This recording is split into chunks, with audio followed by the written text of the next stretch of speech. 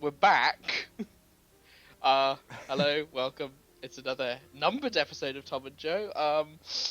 We finally escaped from doing all of our Patreon requests, and after I believe, what is this now, Joe? 5 months.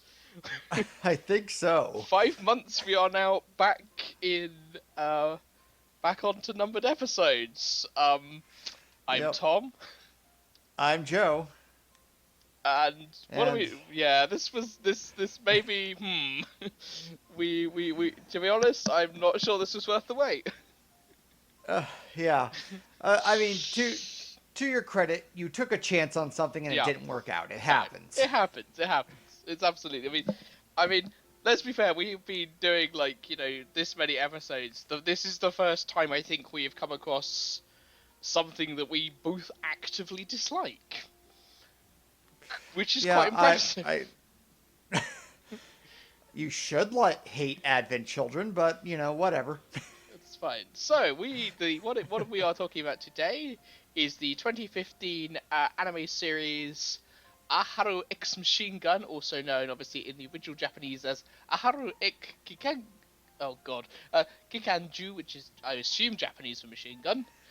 By the Japanese, this is an animated adaptation of the 18 volume of manga by the mangaka Naoi, which ended in August of 2019. This is a 2015 anime adaptation which run in the summer of 2015, and it's a brains-based anime. Oh boy. So, the basic setup of this is our heroine, Hotaru, who is voiced by Mikao Komatsu in Japanese and Monica Real in English, is a tomboyish, protector of justice who gets herself involved in survival airsofting games. Hijinks ensue.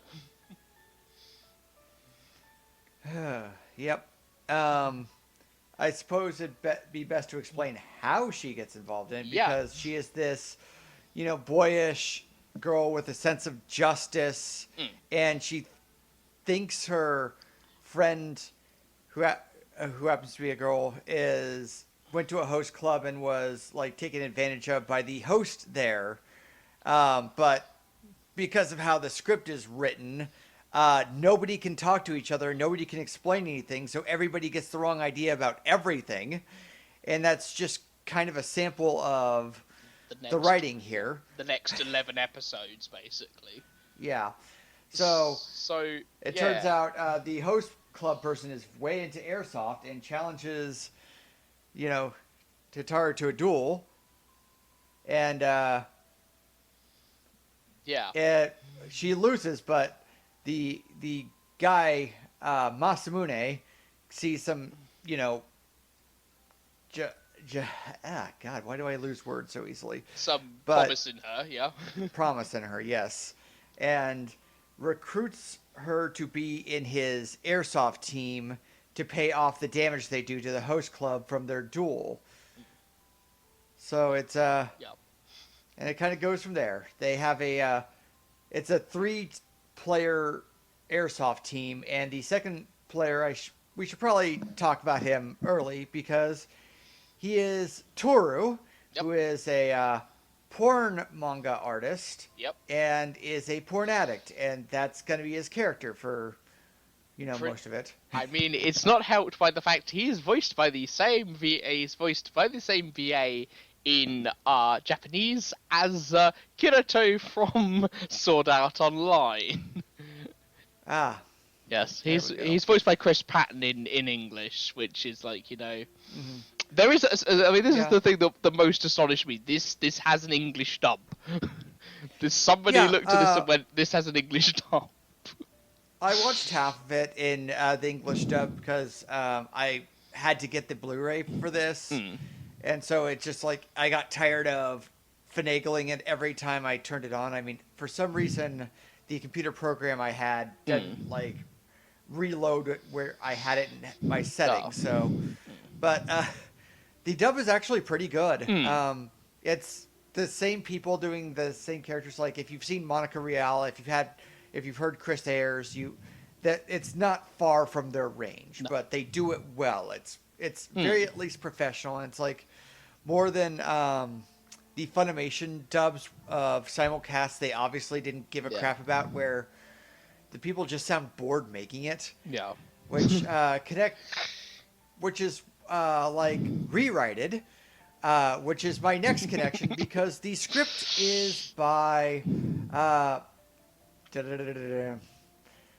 Kenji Konuta, Oh boy. who is an exceptionally great writer of baseball anime, which makes sense because according to this thing on the Anime News Network, his favorite movie is The Natural, the Robert Redford baseball movie. Mm. Um, but he has done the series composition for all of Ace of Diamond, Yeah. which is a multi-hundred episode baseball series covering the like almost professional atmosphere of high school baseball, private baseball academies.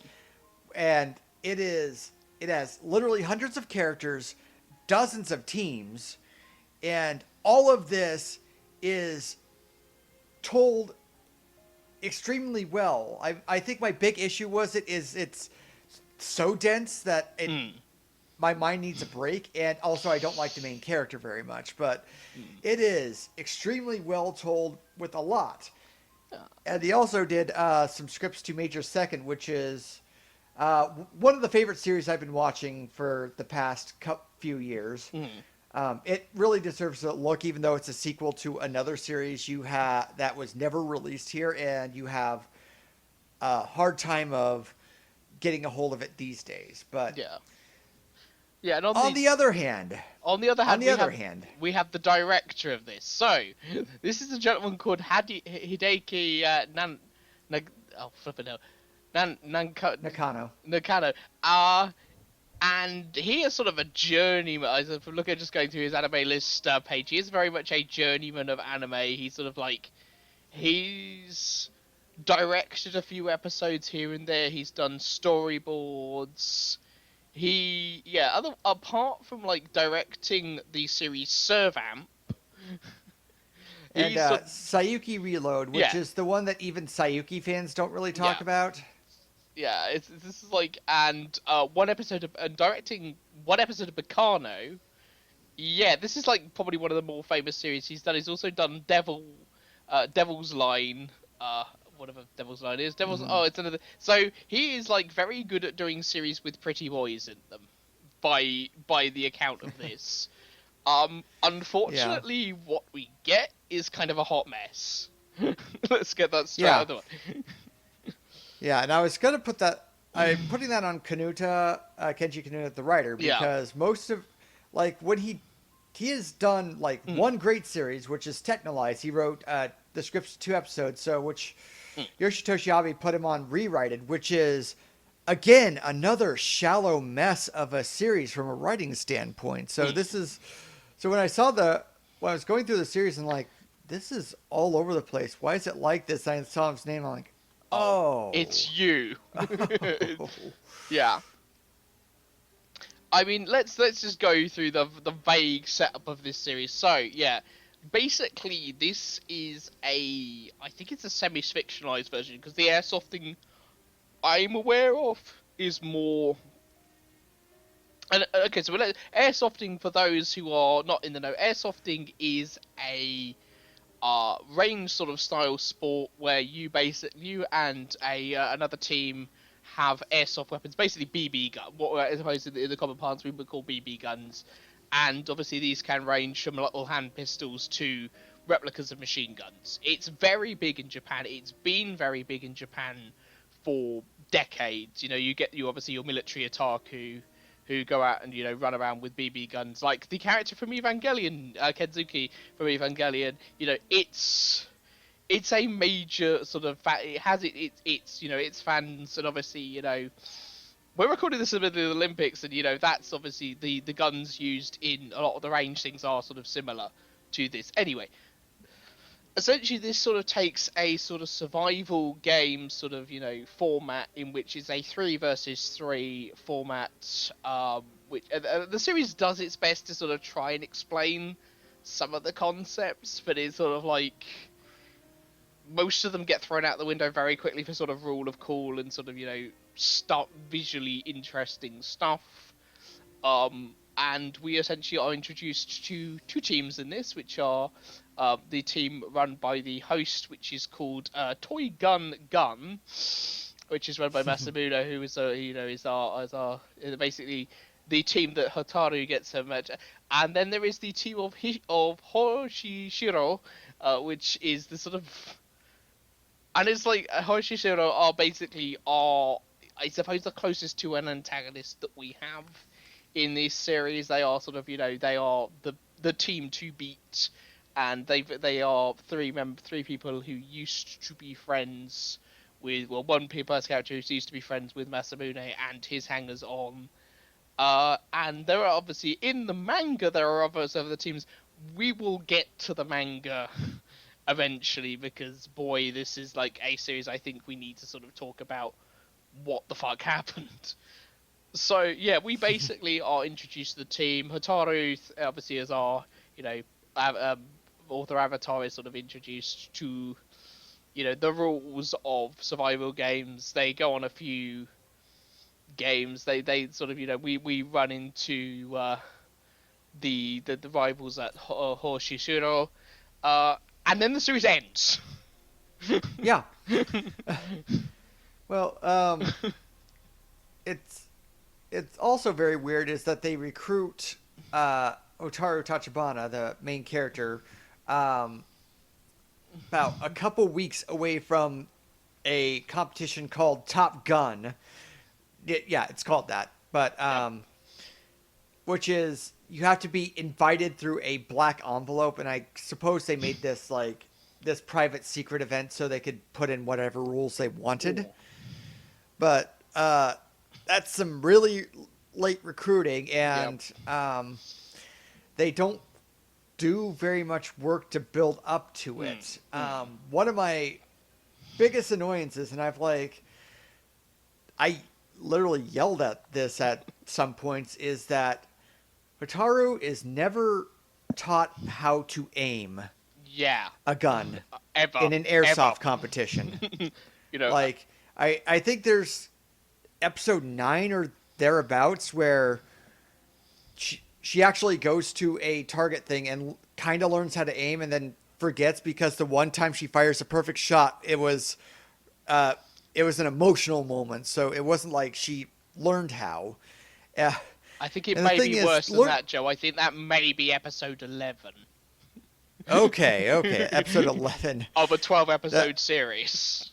Yeah, there's an OVA which I've watched, but it is I did not bother.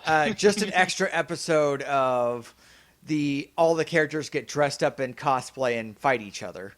Yeah. But yeah, it's that kind of series where the most basic thing you need to learn how to do to play airsoft, the main character doesn't learn how to do throughout the entire series. Yeah. I mean, I think the thing we got to compare this to is other sports series. It's like, let's compare this to one of my favorite sports series, Haikyuu. By the end of episode 1, but Haikyuu starts with and I've just completely forgotten his name. Fucking little ginger one. Fucking hell. Yeah. I can go ask my wife and daughter; they'll know. Haikyuu starts with our protagonist already knowing how to play volleyball. We do not go through this sort of, action montage of this is how to play volleyball, because our protagonist knows how to play volleyball, because it's volleyball. He lets say he how to get better at volleyball, but it and it's like, hang on a minute, we're on episode 11 and she's only just learning how to aim, and she's been at this point in 2 major competitions. Yeah. What? And even so, she eventually chooses her weapon, which is a machine gun with laser sights, which makes things exceptionally easier. I hate guns, and I learned how. I work in TV news where they would have weekly outdoor sports segments and stuff, and they would tell you how to aim a gun and Mm. why things like your rifle becomes inaccurate after 2 shots Mm. or stuff like that. And I just learned through that. Yeah. And like I said, I don't like guns at all in real life. Mm. And I know how to aim a gun, so it's just this. It goes back to the other series the guy wrote, Rewrited, where Mm. the mechanism of time travel, the Trout theory, is never really explained, and how the character time travels, and how it works. Like if you they explain the flux capacitor early in Back to the Future, or Time Chasers, they explain how the plane works early on, and they don't explain how the time travel works in Rewrited until episode 7 or 8. Yeah. And that just kind of explains how this writing goes, and it's irritating. And if it was like trying to be subversive or something, that would be one thing, but this is just a middle of the road, trying to appeal to as many people as it can anime series. It's just a mess for no other reason than being a mess. Yeah, because that's the thing. It's not like, there are some, anime that go into, like, for example, Hikaru no Go, or, a lot of the more obscure sport anime, like, I could list anyone, but as I said, this is not a series that goes, here is the intricate detail of owning, using, caring for, learning how to sort of, clean and take apart and put back together an airsoft weapon. This is and neither does it fall into the, we're just doing everything on rule of cool. We're not really concerned that much about how these things actually mechanically work, or indeed how this sport activity works. It's in this weird halfway house where you clearly know the creator of this has their knowledge about how this sport works, versus but it's not enough to pull you in to actually wanting to take part in the sport. Neither is it cool enough. It doesn't do like stupid, ridiculously cool trick shots sort of stuff where characters are running up, where the bounds of a game are sort of going, well, this is basically a leap at a point on which we leap into just rule of cool stuff, and it's like, you do know this is really, having a sports anime where your character does not know how to do the sport at any point. And it's not like, and I appreciate, if we, with sports anime, like half the point of sports anime is that, is the grind to get better, is, the development of our characters from, a rookie to, hugely experienced, and loads of sports anime do this very well, Slam Dunk, etc., and it's frustrating, because it's like, because you do not care about the sport,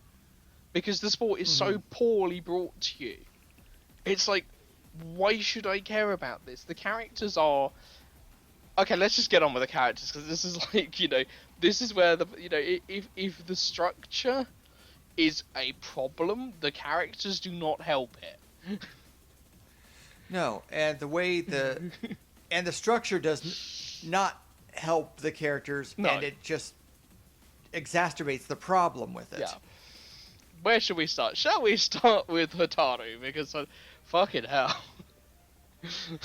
Yeah. It's... The character has, like, a couple traits. Like, they're a boyish girl, and they have a huge sense of justice, and that's what leads them. But they're also kind of dumb about it, which is what leads them into this problem. And they have a best friend who practically disappears after the first episode. Yeah. Like, the pink-haired girl, she shows up, and, like, there's the host club thing that gets Hotaru into the problem, and then she vanishes for half the episode until she comes back in the second half for one episode, and she kind of like, oh, why can't you just fit into the gender roles of a woman? But then they have a flashback to, like, how they became friends, and then it's like, why was this ever an issue for you? You saw you essentially saw Hataru like be this extremely cool person, like not giving up against this group of dodgeball players in gym class, and that's what you saw cool. But now you're just coming back to start shit about fitting into gender roles, or I, it's that kind of thing. It's like, what are you here for? Why are you here? Are you the friend who is trying to get Hataru to continue, or are you the friend trying to get them out? Because it's the series plays it both ways, but before it can get her at a solid spot, she vanishes from the series forever. Yeah, never to be seen again. And this is about par for the core for every other character in this series. Like, yeah, Hataru, I think, over the 12 episodes, joins and leaves Toy Gun Gun about 3 times. Mm-hmm. And it's like, I want to try. And much of this is Masamune going, obviously, because basically, yeah, So Toy Gun Gun was started by Masamune and Toru, the perverted mangaka, as a sort of an extremity, and there was another girl who was sort of brought into it, and basically things went south during a game, and Masamune will never have a girl in the group again. So Hataru has to present herself as a boy for the rest of the series, and it's like, oh, but this is like, oh, but what if people discover that she's a girl? And it's like, okay, yeah. And it's like, maybe they resolve that eventually. Spoiler: they don't. They do not. Yeah. And it's like, I have to be honest, this is the angle that brought me in. I thought, oh, this reminds me of another series with, a cross-dressing male character and a blonde character, and, a setup whereby a large amount of money has to be got back through, it's like, this is Ouran High School Host Club with guns. Second episode, second episode, Hataru has paid off her debt from from taking part in games. Yeah. Yeah, they just skipped through where she played all the games. She still didn't learn how to aim, but she paid off her debt. Yeah. Considering this is like trashing a reasonably upmarket host club, Masamune is either an idiot or they have played a lot of games and she still can't aim. Also, like, Hataru's character is sort of just a mess in general. It's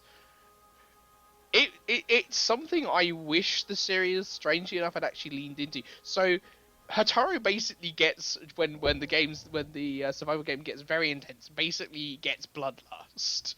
And it's like, and it would have been really interesting and really cool for this series to sort of lean into this more, because she basically turns into a homicidal yandere. But they don't. Because it's basically, she's gotten a bit crazy and, like, has basically front on charged somebody with an airsoft machine gun, not got hit, basically kill shotted them, although she realizes, like, later, oh, the safety was on. and then goes back to normal. It's like, nobody's going, hang on a minute, you're genuinely insane. You are, even if, you are clearly completely cracked. And it's like, it's a weird thing that I wish the series had led into more. They don't really dive into it because, like, 75% of the delivering the backstory and character motivation is done in the middle of these games. Yeah. Even though they have plenty of time around the games to talk to each other, to deliver backstory, but the time when they choose to do it is when it's supposed to be a fast-paced action series of, like, strategy and how all of these people work, but that's not how this series works. Yeah. Because it's a damn mess. Yeah, which the problem is that means two things. One, the sequences outside the games basically have no reason to exist. There's like, we may, if we're gonna do most of your backstory, your character building in the survival games, why does the rest of this exist?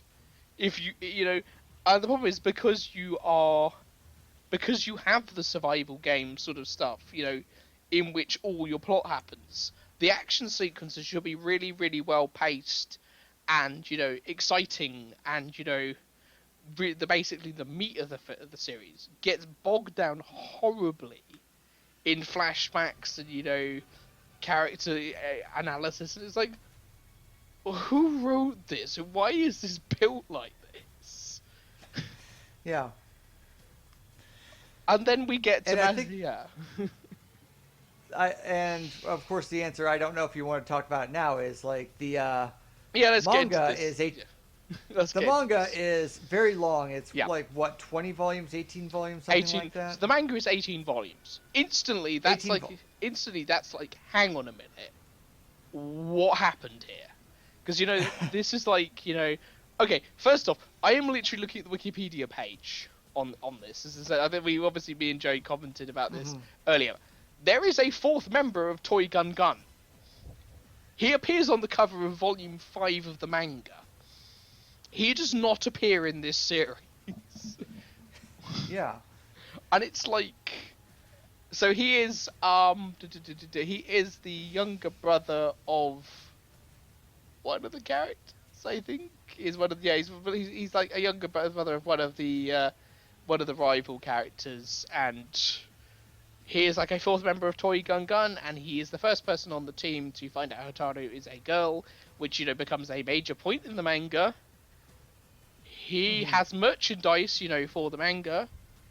He is not in this series, and it's sort of at this point that we go, okay, guys, simple question here, and it's something obviously I haven't got time to read an 18-volume manga for alongside a 12-episode anime, but I think the question is that we would love to sort of see this in the comments, etc. Is how much of the manga does this adapt? Because I cannot think it's more than the first 3 or 4 volumes. If it's if they're not introducing a major character who appears on the cover of Volume 5, which makes me think he probably appears before, the beginning of Volume 5.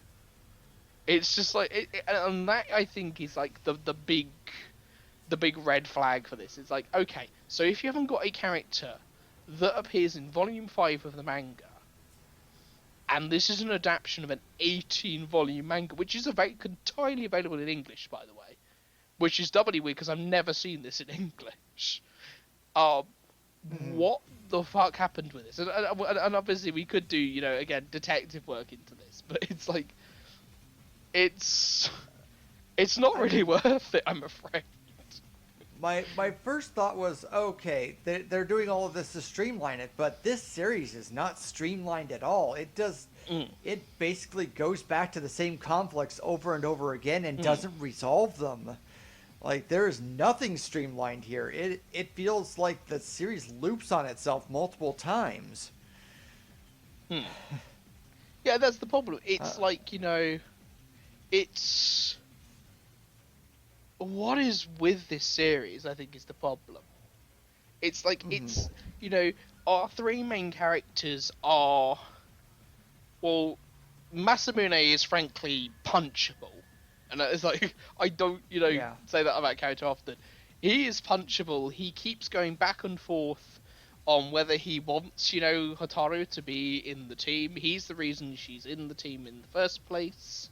He has, and it's like, he's got abandonment issues. It's one sequence at the end of midway through the end of episode 12.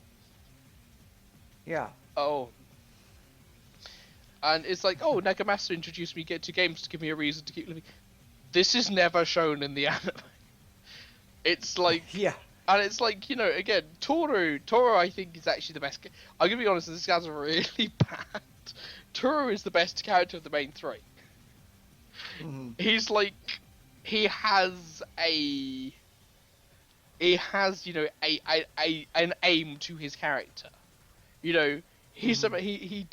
has agency. He does things. Yes, he's a horny mangaka who draws BDSM, but there is a point to his character. He does something. He is essentially the most proactive character in this entire series. Because he's he the one. is essentially in love with Masamune in, Mm, one way or another. yeah, But, he sees, Hataru as a threat. yeah. And eventually, uh, but comes together and tries to resolve this because this Masamune has a problem that needs to be fixed, Mm, and it needs to be fixed somehow because he's seen this happen over and over again. mm, And if Hataru wants to stick on, that is a way to fix this problem with the person he loves, and mm, yeah. that's something. That's at least something, and it's at least a sympathetic where Masamune is. We are mostly getting told the airsoft story of Toy Gun Gun from his end, which is made up of half truths, which is what they get into when they face the major team that has won all of the top guns for the past 5 years, Mm, led by Midori, who and his teammates, who are both in love with him. One's a guy and one's a woman. yep, Ichi or Takatora and Ichi, who are both in love with, and they all work at the same doctor's office. yep. And yep. So, but they get they dress kind of like Nazis, so you get the feeling like they're sadistic and evil, and they're all concerned with. And yes, Midori is sadistic, but he is sadistic specifically to Masamune for a reason that is, explained way too late in the series. But otherwise, Midori's kind of a shit, and he's leading two people on that he's in a relationship with them, but it never amounts to anything. But he is a reasonable human being everywhere else. Yeah. And unlike the other two members of Hotaru's team, actually tries to bother to actually go, you need to learn how to aim. This is a game that kind of involves aiming a lot. Yes. I mean, he kind of does it in a rival way, but that's something. Yeah, and it's and it's not, and I have a thing with this series where it's it frustrates me. It's I was just gonna sound like a really weird comment. I wish it kind of leaned more into the BL elements. It's a really strange thing to say that, but it's I wish this series did the faux yay thing a lot more. And it's Nagamasa and Masamune acting like an ex-couple, and you got I mean, there's a sequence in one of the episodes where essentially it's this is a softcore comedy, sex comedy between Nagamasa and his male sidekick, the minigun wielding Takatora. And it's yes, this is substance. This is something I can at least go and go, that's amusing, rather than this sort of bland mush that is the rest of this series. It's just, and that is the problem. It's it's such a compromise of a series. It's there's nothing to get your teeth into. I almost wish this series did something more with its concept. Make your characters more sadistic, make your heroine more bloodthirsty, and have it come to a head where she literally pulls the gun on one of her teammates because she's so battle crazed. Make Masamune a little bit more, because that's the thing, we deal with a cast where the three most interesting characters are essentially the villains. At least Nagamasa, Takatori, and Ichi are characters. They're horror. They're weird. They're weirdo. They're basically a twisted, disturbing love triangle, such that we see of them. But they do something. They have a personality. They don't. They might dress in sort of slightly fascistic and fetishistic ways, but they have a personality. And the problem is with this series is, from what I've seen of the manga has a personality. It has, a quality. Nobody gets to turn, because this actually started out as a one shot. This turned out as a one shot manga. Nobody gets to turn their one shot manga into an 18-volume monster from doing stuff this blandly. And it's sort of like, it's just, and it's difficult to point exactly the problem with that. I mean, the writing is not great. The characters are not great. The voice acting is the one point I can't complain about it. In either, obviously, as you said, English or Japanese. Yep. It's, the music is bland. The visuals are bland. There is a complete lack of, as I said, you show this to somebody who's never airsofted before, and you go, well, this is, the sort of thing you could look forward to, and it's like, really? Yeah, so I mean, what are your main views on it, Joe? Because it's like, it's a mess of a series where there's nothing to hang your hat on. I mean, I know I've said mess many times, and my ADHD likes to hinder in on one, or hang in on one word. So, but the character isn't main character Hotaru isn't very well defined, and they're basically given a couple, things to touch on upon a character, like their sense of justice or their bloodlust or something like that, and it doesn't feel like they have a life. It doesn't feel like they have a character. But and that kind of extends to the rest. They don't really have a relationship with these other characters outside of their airsoft or whenever the drama decides they do.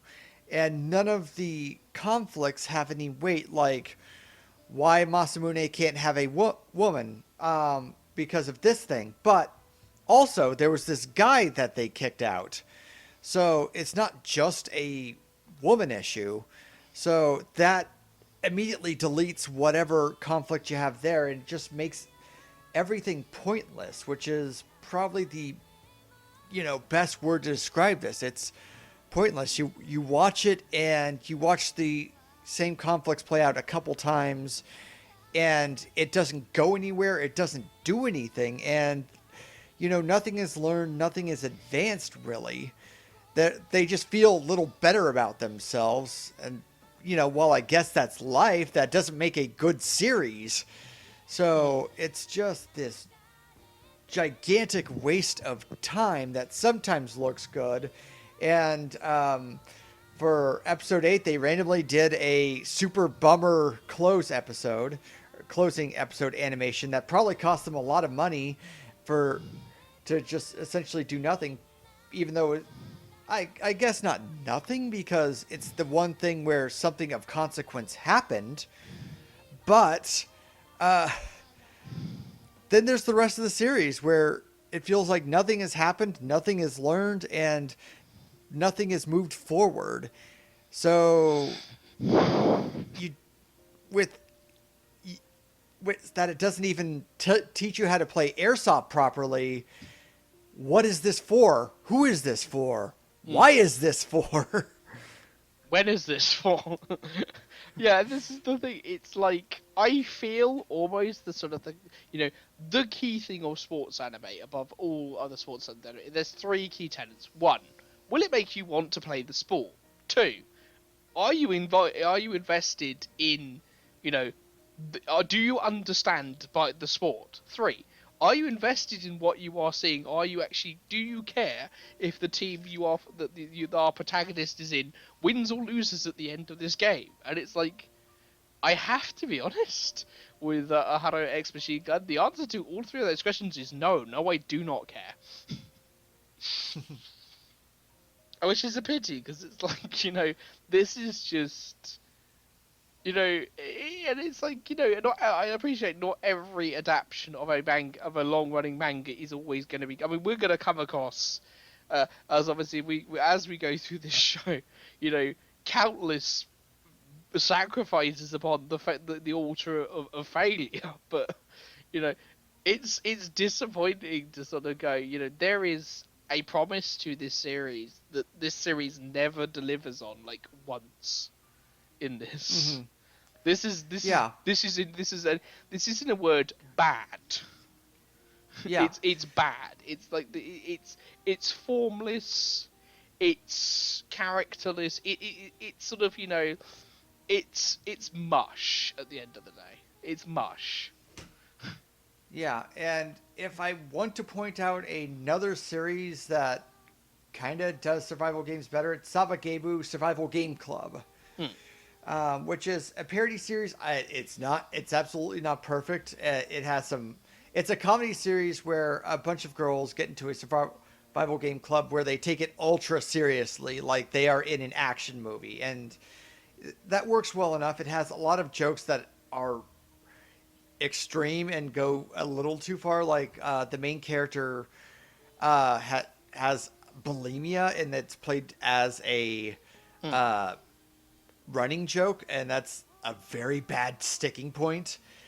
But the series as like the survival game club, that works, and it's an approach that at least makes me understand, even though it is an absurd, exaggerated comedy to the point where they have like armies of crabs and helicopters and, you know, stuff like that. But this thing that takes place in the real world, it teaches me less about survival game club and, you know, why people, you know, like these games and like this firearm stuff in Japan so much. Yeah. Like the one that's seriously about it realistically can't do what the absurd comedy does. Yeah, and this is the thing. Like, above all, you know, if you have a series where essentially it's teams of three, this really needed an excessive personality. It's like, it's no point having three people you do not give a shit about as your protagonist. You know, it's a team sport.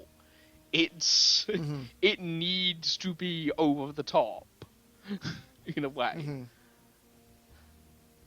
So yeah, that was Aoharu X Machinegun. Yeah. Ladies and gentlemen, we've reached the first bad thing that we both agree on. Yep. Hurrah! So Joe, please tell me you got something better for next time. I do. Oh, thank God. Since it's taking us months to get here because we have had Patreon exclusives and it took us forever to get our schedule straight and to be able to watch a 13-episode series, I'm going to give us a movie. Hurrah! And it's a very well-known movie, Redline. Oh, sweet. So this is going to be a good episode. F-Zero GX, the movie, essentially. Pretty much. So yes, that will be next. But I should say first, we are going to have a Patreon exclusive episode on the DG's Hail Satin, which is if you don't know, the DGs are the Foo Fighters disco persona side project. So we wanted to do the Foo Fighters' last album, but it was too kind of middle of the road to talk about. Yeah. So this seemed like fun, and this seemed like something we could talk about. So I mean, we'll get on that. Hell, half this album is live versions of the tracks from what is it called? Waiting on a what is it? That's the problem. I don't even know I can't remember what the last Foo Fighters album was called. Medicine at Midnight. There we go. Yeah. So this is basically, so it's half Dave Grohl and co covering everyone's favorite disco band, the Bee Gees, and as the name might suggest, and half a live record. So those will both hopefully be coming out much quicker than this is taking, because this is our biggest gap between episodes, and hopefully we should return to at least numbered episodes. Numbered episodes, yeah. So, yeah, obviously just the usual thing. If you like us, you know, subscribe to this. If you like this video, like this video. If you can tell us more about the bizarre and disturbing history of why Aoharu X Machinegun, an 18-volume manga, ended up as a disappointing 12-episode anime, please do comment below. So, just a little bit of usual thing. We can be found on Twitter at NotSoFinalProd, where obviously all of our creative stuff, because Joe has a new review out, and we will link that review below because it's nice to see some Joe writing some stuff about anime. I have had like writer's block for Yeah. months, and that used to be like my primary job. So it's Yeah. it's nice to be writing again, Yeah, and hopefully I get absolutely. more out. Absolutely. So yeah, that can be found on Joe's blog below. Or alternatively, if you want to become one of our patrons and schedule lovely Patreon episodes about anything you might like, we don't just talk about anime and music. We can be found on Patreon at patreon.com/the Thom and Joe Show. Tom is spelt with a H. That's also linked below. But until next time, ladies and gentlemen, I have been Tom. I have been Joe. And Aoharu Machine Gun has been a very disappointing anime. Till next time.